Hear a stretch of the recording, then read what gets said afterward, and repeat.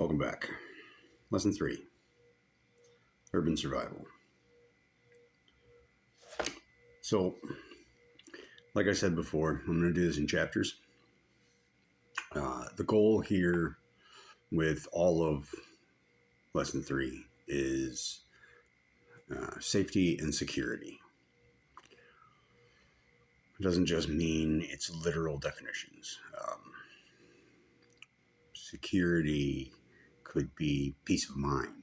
Actually, that's a big part of it. So, say in the case of picking a shelter, a location for a shelter,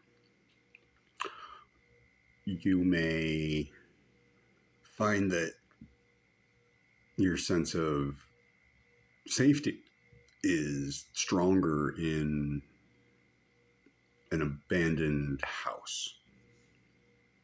But you won't be the only one eyeballing said structure.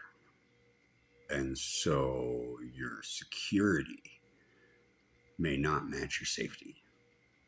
So it's important to choose wisely. Recon is super helpful here. But let's back off of shelter for a little bit. Actually, chapter 2 is on shelter, so we'll deal with that next chapter. Right now, what I want to do is clothing. If you are in a position where you don't have a financial income, you can't afford to, for example, throw away socks and buy more, etc. So you need to be tactical. I resist using military terms, but really, there's not a better way to describe this. It's important to be tactical. So let's start with the basics here. I recommend 3 layers. You don't have to wear all the layers at once, although in the middle of winter, for example, you may find that it's prudent to wear all of them so you can stay warm.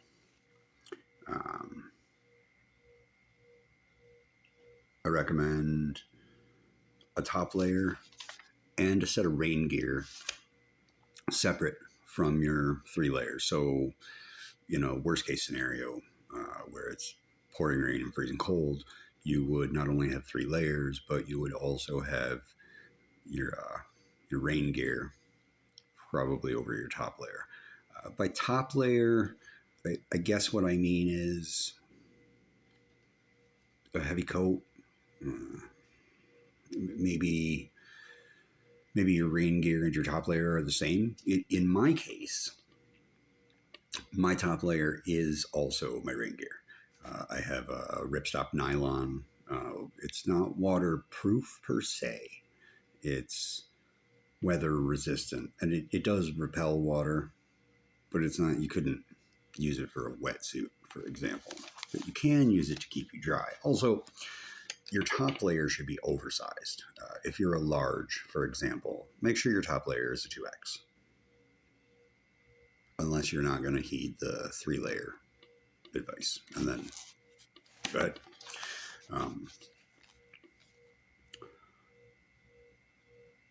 Form follows function here. It's not a fashion show. Maybe your top layer, maybe your outer layer is a little more easily overlooked in an urban situation, if you know what I mean. Like, I'm not suggesting to be camouflaged, but blending in is good. Being noticed is almost never conducive to something positive. Colors matter. Here's my deal on colors. Olive drab is the very last color you'll ever register in an environment. Never. That's just how this works. The wavelength of the frequency of olive drab is easily dismissed. Even if, say, everything around you contrasts, you're still not going to notice it first. I promise, do some research. I did. Do your own research. Don't take my word for it. Not that I would lie. I won't. But, I mean, you get what I'm saying. So colors matter. Also, more than just blending in, colors are important for heat, for comfort. If you pick a lighter color, you're not going to warm up as fast, which in the summertime is good. But in the wintertime, darker clothes are definitely going to retain what little heat uh, that reaches us from the sun. It's going to absorb it, it's going to retain it, which means that you're going to get cold slower. And that's super important. Um, Pale blue is the second least noticed color. The only color you're going to notice after pale blue is olive drab. This is a fact. Uh, most urban, I'm sorry, most non-urban old school military units would use olive drab even before they used camouflage. And in most woodland camouflages, there's still olive drab. There's a reason for that. I recommend earth tones. Like I said, it's not about fashion, it's about function. Um, I recommend against fancy letterings, blazing colors. This is just a matter of being able to not be easily noticed when you don't want to be. If you're in a position where you only have access to 3 layers of clothes, probably would suit you best to be subtle in your picking of colors. If you want to stand out, you can through your actions. Or if you're in a position where you're not worried about the people around you, then yeah, go ahead, do it up. Ski jackets are great. They're very loud. They're also very warm. But color is important. There's a size order to this. So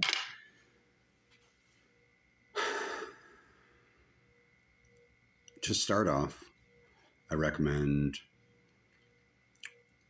your middle layer be something that fits you just right.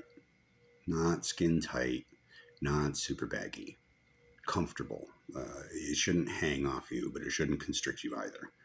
You should be able to put a base layer under it, which brings me to my second layer, which is your base layer. If you can find a way to get your hands on some Under Armour, that'd be phenomenal. I'm not about the brand, although it is a good brand. I'm more about its functionality. Anything that's moisture wicking is great for the layer that makes contact with your skin. For your underwear, I strongly recommend activewear for the reason I just cited, because it makes constant contact with your skin. Also, activewear is a little easier to clean in a non-laundromat environment. Dawn cleans everything. And Lysol kills everything. Dawn and Lysol are your friends. We will get to that. Not this chapter. Your third layer should be the one that you don't really wear that often. I actually wear my third layer more than my base layer. I don't usually rock my base layer unless it's ridiculously cold, but that is because my normal layer has microfleece top and bottom. It's not a super thick layer of fleece. I do get cold in it, but not very easily. Staying active is another good way to stay warm.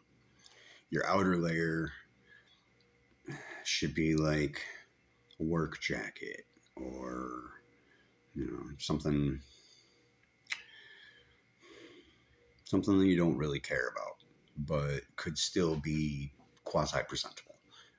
It's more for protection for you than anything from the elements, from falls, things like that. Your base layer is the one that's really going to do the internal core temperature thing, and your mid layer, your normal everyday, like when you walk into a store and unzip your jacket, so they'll see your mid layer. They won't ever see your base layer. So it doesn't really matter what that looks like. I prefer black. Again, it's heat absorption, um, but it really doesn't matter.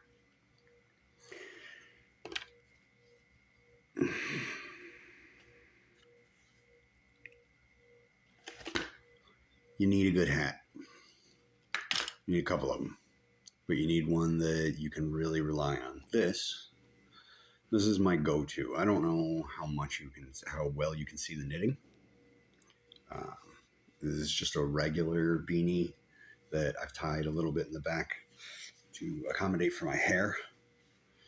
That way when I pull it up in a hair tie, it doesn't go all over the place. So it's just round. This is breathable. This is not going to protect you from water. It's not going to protect you from Arctic conditions.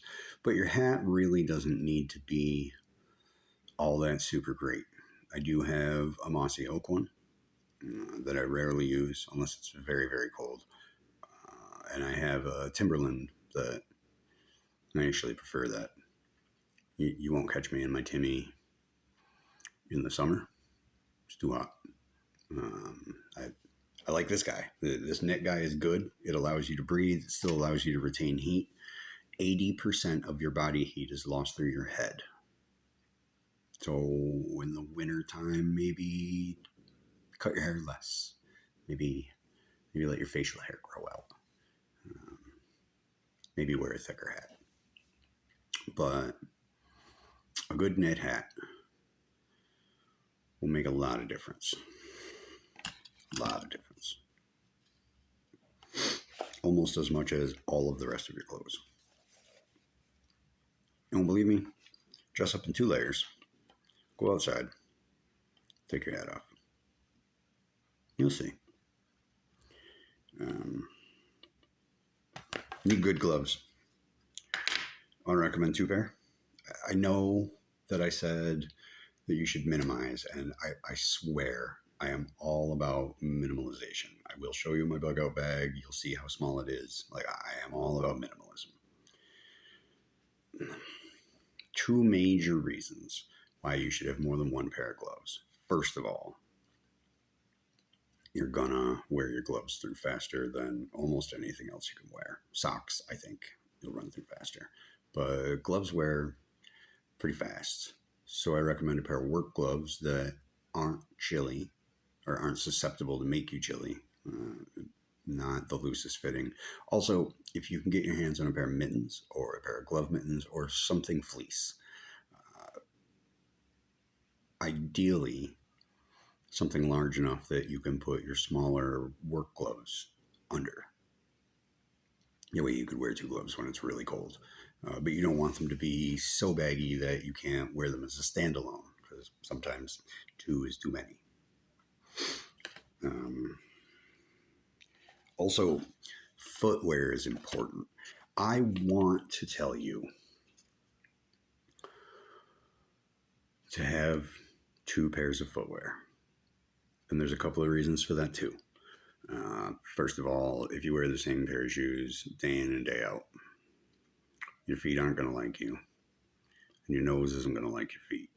And if your nose doesn't like your feet, nobody else's will.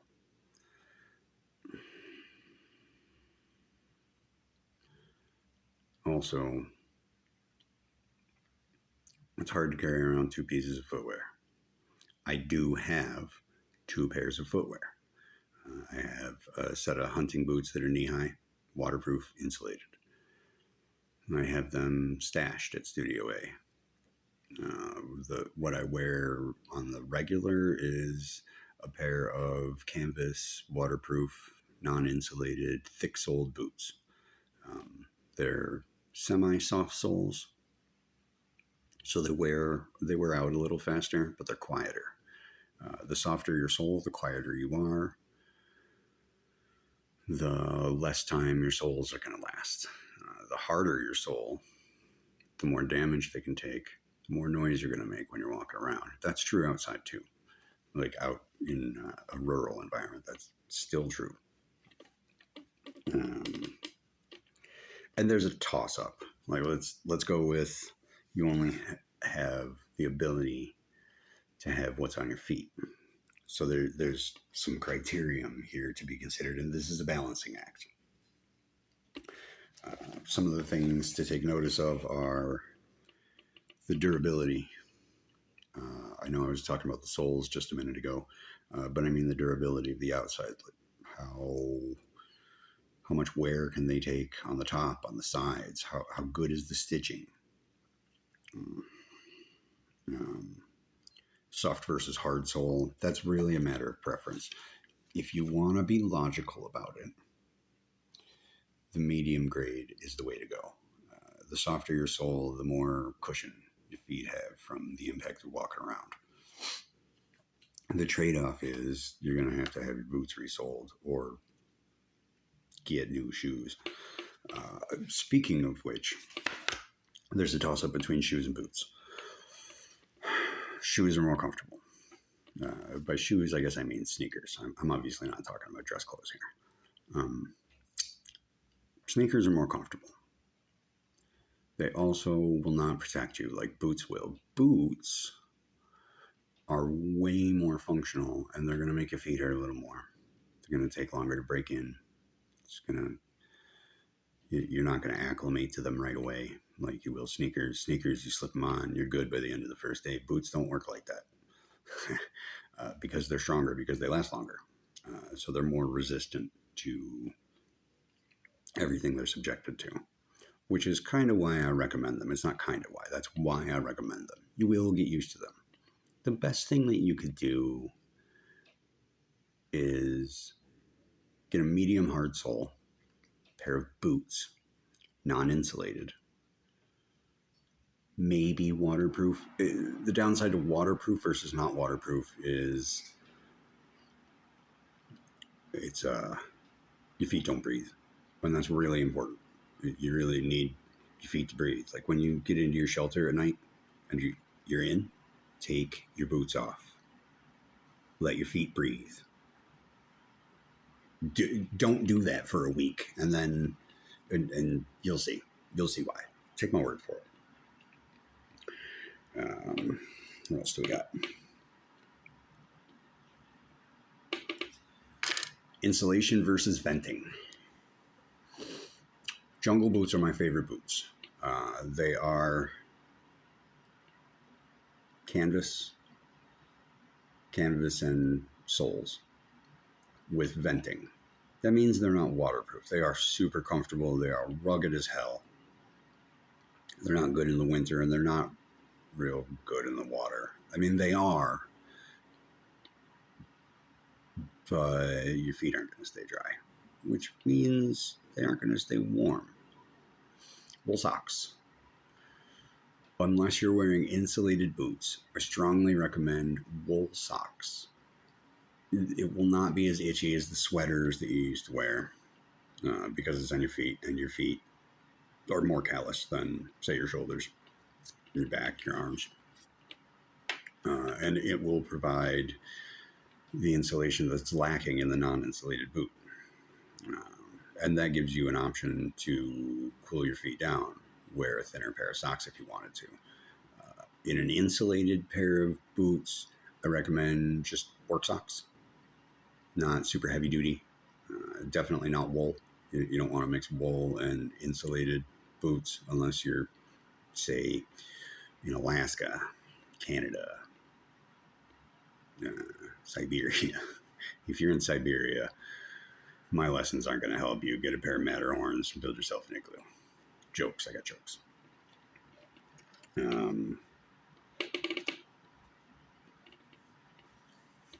I had a long spiel on boots versus sneakers. I strongly recommend boots.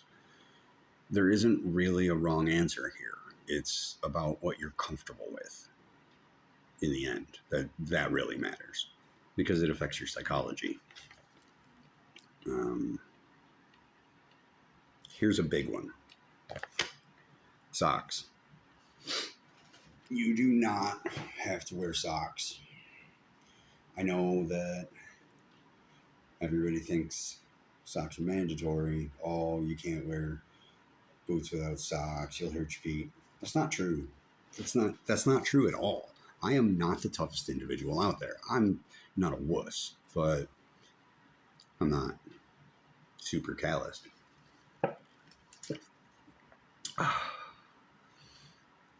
Even instant coffee is better than no coffee.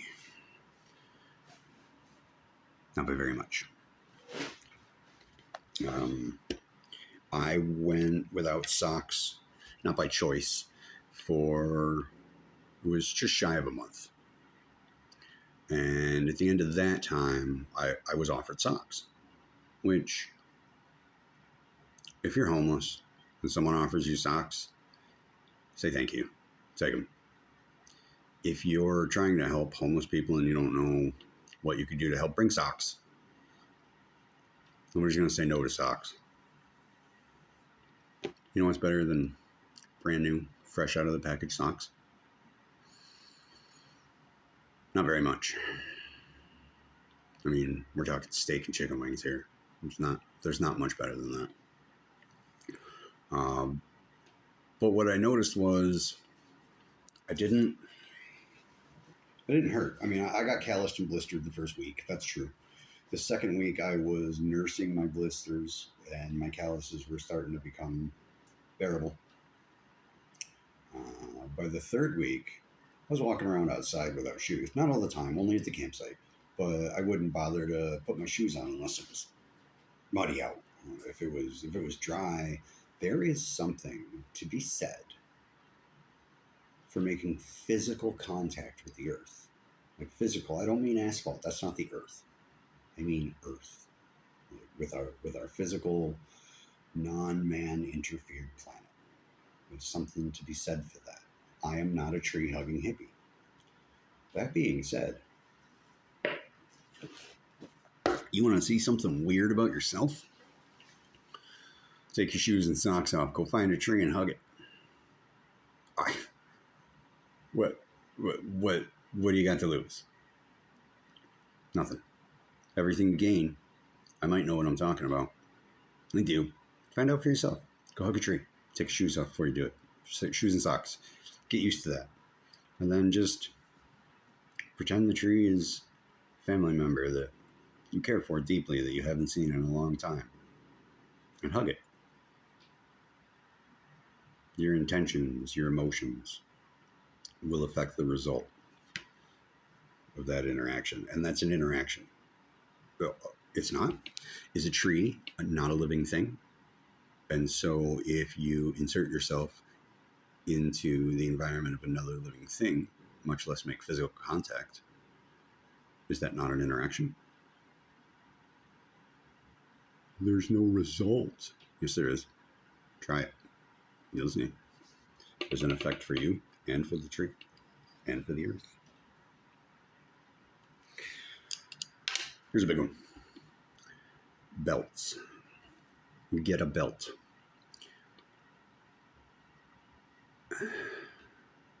When you can't afford to be picky about the clothes you get, not all the clothes that you receive are going to fit, and a belt really helps that. If you're using an underlayer, you only have one belt, a shoestring helps. Cordage. Saw a guy make a belt out of zip ties. It works. A belt. I recommend a nylon belt. They're very strong. I recommend a nylon belt with no metal. I super strongly recommend that. If you only have one belt, you're going to use it a lot. The metal will eventually tear your clothes. It'll tear the belt. It'll make contact with your skin, and then you'll sweat on it. Chances are really good that won't end well. No metal. Plastic and nylon. You can pick up a plastic and nylon one for not a ton of money. The company 511, a very good tactical company. They make some very good gear. Their nylon belts are almost as good as a web belt. A duty belt If you don't know what I'm talking about, look it up. But a belt is super important, not just for your clothes. You can use it for a tourniquet if you need to. You can use it to carry stuff. You can use it for climbing purposes. You can use it to defend yourself, especially if your pants fit right.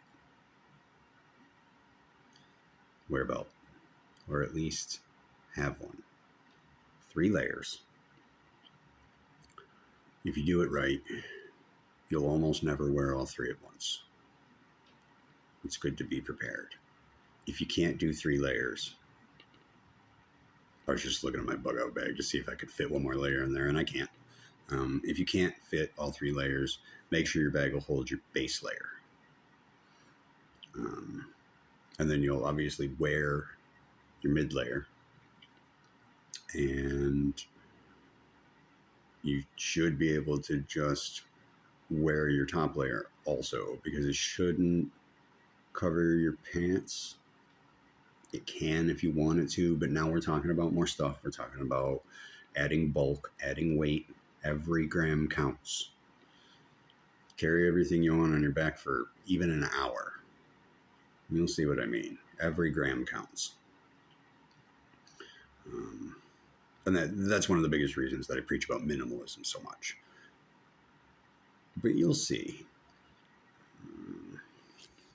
What else?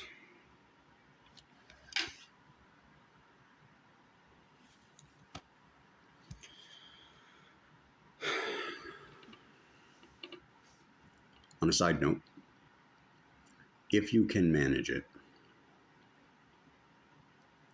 get a set of PJs. Sleeping clothes. We don't have to call them pajamas. Like, see this shirt? This is probably my favorite shirt. This is my sleeping shirt. This is it, it's nice and comfortable. It's a faux long john. It's faux insulated, so it does minorly insulate. Here, I'll show you. Skull and crossbones. You can use them for your base layer. Your base layer should be closer to skin tight. The benefit to having a set of sleeping clothes is, in a pinch, you can add them to your layers, and they shouldn't add much more bulk, and they will add a lot more, not heat absorption, what am I looking for? Heat retention. Also, sleeping clothes shouldn't add much bulk when you stow them either. I don't wear these except at night. I have worn them under my clothes. There was a 4-degree night. I was glad I had it. Which reminds me. After you take your shoes off, when you get to your shelter and you're in for the night, change your clothes. Take the clothes off that you wear during the day. Put your sleeping clothes on. If you are too minimalist for sleeping clothes, put your base layer on. Or if it's very cold out, strip down to your base layer. Your sleeping bag should do most of the heavy lifting on your heat retention, and it will. If you overdo it, you will wake up, best case scenario, covered in sweat and stinky. Worst case scenario, covered in ice, because you overdid it and you sweated all night when it was cold. And now not only are you stinky, but you're freezing cold. And you can risk hypothermia that way, even in a sleeping bag. It is important to be smart. If you have a way to warm water, do that in the cold. You don't even have to have coffee. Just consume something warm once in a while to alleviate the cold that your body core is suffering from. That's a lot. I know. That's the tip of the iceberg. That's just the first page.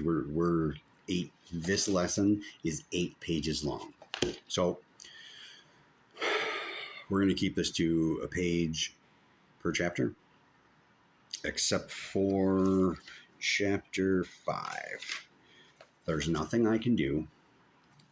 Chapter 5 is 2 pages. I cannot break this into 2 sections. It has to be 1 section. So when we get to the 5th chapter, I apologize. It's going to be an extra long video.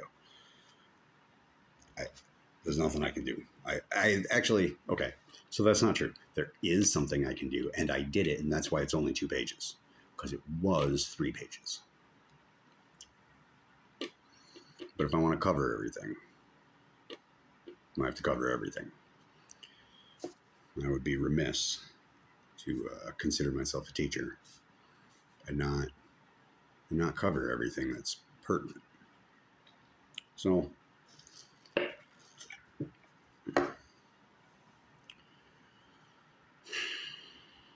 that's my bit on clothing. 3 layers. 1 for regular. If you can have a backup layer so that you can switch out what everybody else sees you in on a daily basis, that will help you blend in. It will help you be less noticed. Dawn cleans everything. All you need is water.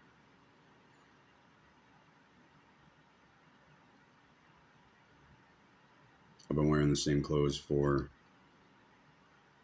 I don't want to tell you. I mean, I've washed them multiple times. Like I said, Dawn cleans everything. But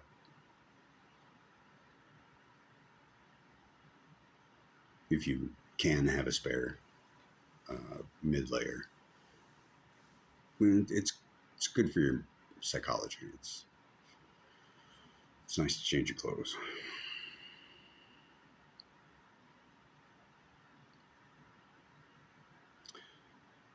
Chapter 2 will be on shelters.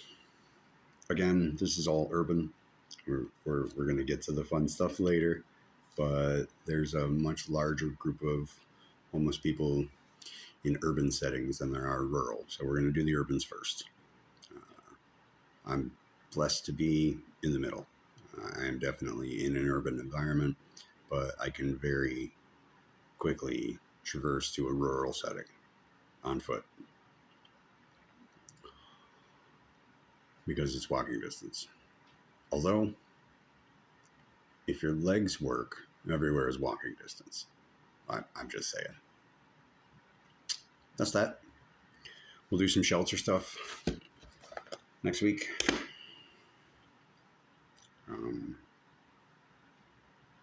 I don't have any homework. I do. I don't. There's no homework.